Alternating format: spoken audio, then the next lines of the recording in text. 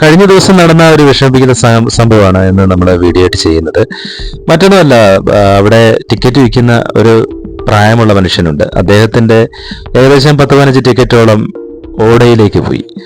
ഓടയിലേക്ക് പോയപ്പോൾ പുള്ളിക്ക് പെട്ടെന്ന് എന്ത് ചെയ്യണമെന്ന് അറിയാത്ത ഒരവസ്ഥ. കാരണം മറ്റാൾ ടിക്കറ്റ് അദ്ദേഹത്തിന്റെ കയ്യിൽ നിന്ന് വാങ്ങിയതാണ്. വാങ്ങിയ വഴിക്ക് കറക്റ്റ് ഓടയുടെ ആ മുകളിൽ തന്നെയായിരുന്നു ഇവർ രണ്ടുപേരും നിന്നിരുന്നത്. ആ ഓടയിലേക്ക് ആ ടിക്കറ്റുകൾ കറക്റ്റ് ആ വിടവിലൂടെ അകത്തേക്കങ്ങ് വീണു. അങ്ങനെ പിന്നീട് നമ്മൾ കണ്ടതെന്ന് പറഞ്ഞു കഴിഞ്ഞാൽ ഈ മനുഷ്യൻ വല്ലാതെ വെപ്രാളപ്പെടുന്നു. എന്ത് ചെയ്യണമെന്ന് അറിയത്തില്ല. കാരണം ഏകദേശം ഒരു 60 ടിക്കറ്റോളം പുള്ളി വിൽക്കുന്നത്.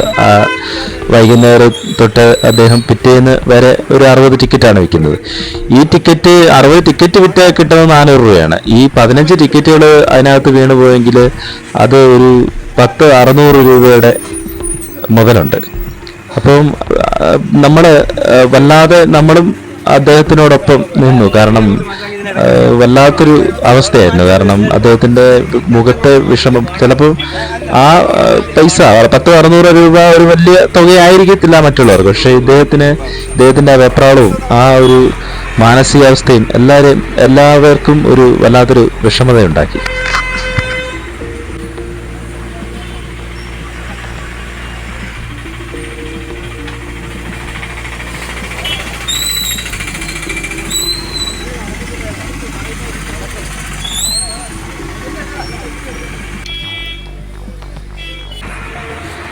പലരും വന്നിട്ട് കാഴ്ചക്കാരായിട്ട് കണ്ടു നിന്ന് മടങ്ങിപ്പോയി.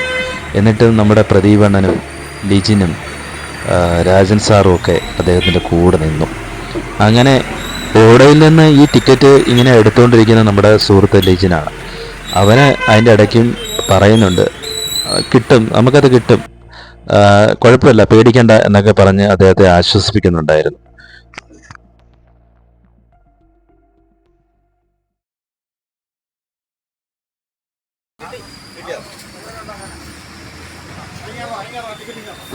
ഒടുവിൽ ആശ്വാസമായി.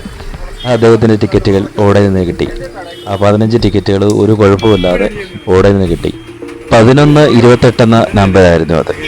ആ നമ്പർ അടിച്ചു എന്ന് എന്നോട് ചോദിക്കില്ല, കാരണം ഇത് കേരള ലോട്ടറിയാണ് മക്കളെ. എന്തായാലും ഈ പുതുവത്സരം 2025 ആണ്ട് നമുക്ക് ഒരു നന്മയുടെ സന്തോഷത്തിൻ്റെ വീഡിയോയിലൂടെ തുടങ്ങാനായി എന്നത് ഷൈൻസ് ഈ കോർണറിനെ സംബന്ധിച്ചിടത്തോളം ചാരിതാർത്ഥ്യമുള്ള കാര്യമാണ്. എല്ലാവർക്കും പുതുവത്സരാശംസകൾ നേരുന്നു. യാത്രകൾ തുടരുകയാണ്.